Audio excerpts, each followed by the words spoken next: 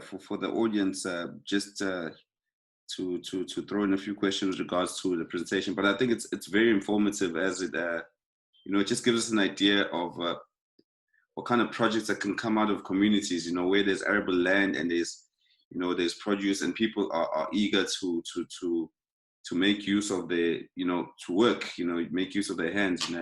As you had mentioned with the black people in Garankuwa, that's very inspirational, And so, well, the first question with regards to, from an angle of someone from the community wanting to plug in to such, what is the requirement from an individual wanting to take part of this project? Also, what's the capital injection needed for them to set up or to plug into your system?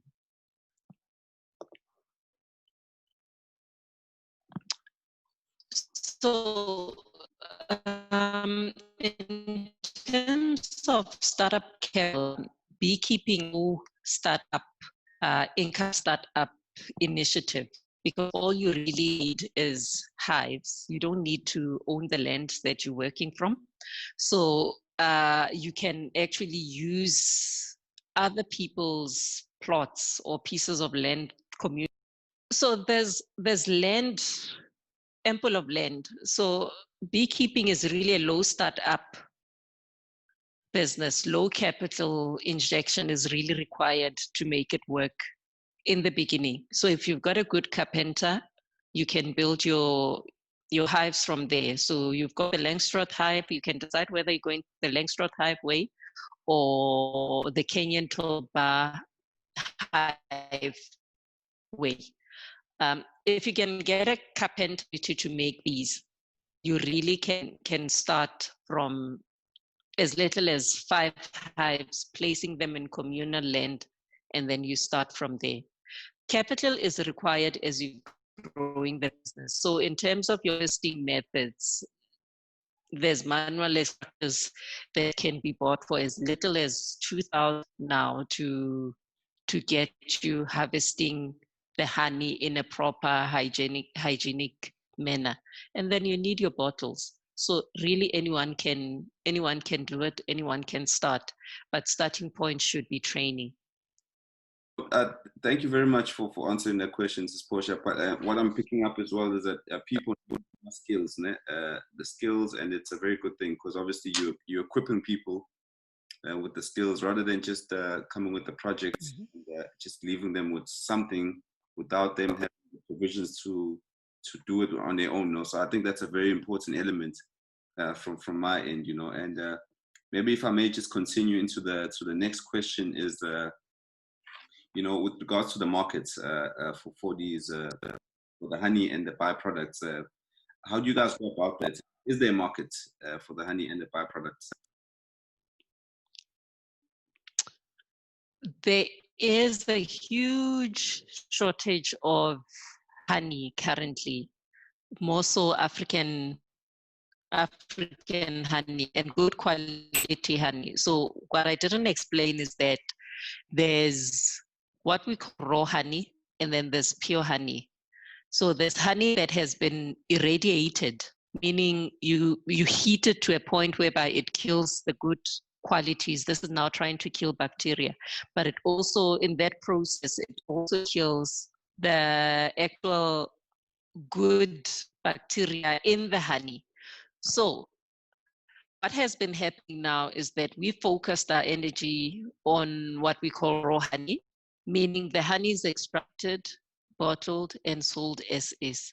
There is a huge demand for that. Not only that, people are becoming informed now in terms of honey, what good quality honey is. We've seen in the news of late, there has been a lot of talks about honey that's coming in from China, some of it which is not even honey, it's actually sugar mixed with lemon and boiled to create some sort of something that looks like honey. So people are becoming woke now to the fact that there's good honey and there's what we've always known as good honey that's really not so good after all. So there is a demand for African raw honey, good quality honey. So no, thank you very much for that. And until someone tells you, a person, a layman, wouldn't understand the demand for it. So hence people, well, with regard to disadvantaged people from disadvantaged communities, they need people such as you to empower them, just to signal that there is opportunities and there is markets. But I guess you also come with the model whereby you empower them. So I think it's a very important concept that you have. And maybe if I can touch on just the next question is, like, for instance, if I want to plug in, I know I've asked it, maybe in layman terms as well, as into what do I need? Maybe I'm from a village in Richards Bay. We've got a lot of bush there. There's a lot of trees. For you guys to maybe, firstly, for you guys to go and assist at a community, what analysis do you guys do for that community, maybe to qualify for your model? And then what does the individual like me wanting to plug into that space, what do I need, layman terms? So what you'd need is that you need to do training, at least basic training in beekeeping or apiculture. And then next step then would be hosting of hives. So you need a good carpenter. Obviously, you need your protective gear. Those are now the basics that you'd require to start. Let's do it with starting with 2 hives. Somebody that will start with 2 hives. You need the hives. You need the basic tools. So you need your protective gear. You need your hive tool. You need a smoker, and then you can start. I said it's a low startup project because you don't have to own the land.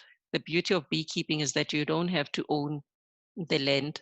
And if you do have a piece of land, you can keep, if it's safe, you can keep the hives there, but you know that bees will travel out. So for somebody that's, let's say, staying in Mpumalanga next to a citrus farm, already they're benefiting just on the virtue of having hives in their yard.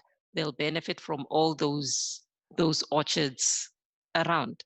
And then at a later point, you'll then need equipment such as your extractors and your settling tanks as you're growing the initiative. Okay. And for now, after they've met these requirements at a basic level, the training and getting a carpenter, and not needing necessarily to own the land. Now, as the village markets, how do you guys plug into a community? Is it, what research do you guys do, or what analysis do you guys do to maybe qualify a community as a potential beneficiary of your concept? Mm-hmm. Yeah. So there's 2 ways around it.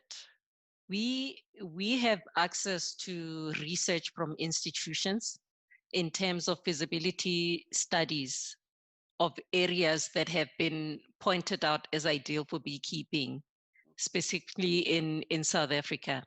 Some of these areas we find as we travel with my husband, or people would then invite us to say, come see our area. We have such beautiful land. People are living in poverty. And then we would then engage into those communities.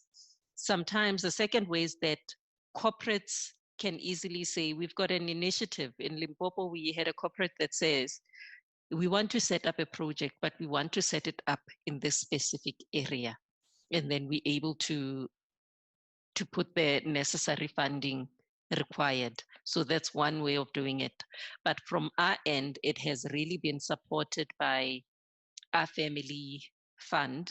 So between myself and my husband, in the initiatives that we strongly believed in, and the communities that we believed really needed help, like the beekeeping community, we didn't have any funds. We really literally had to take funding from our own pockets, take some of the resources from our own farm to pump into this community because we believed so much in this initiative.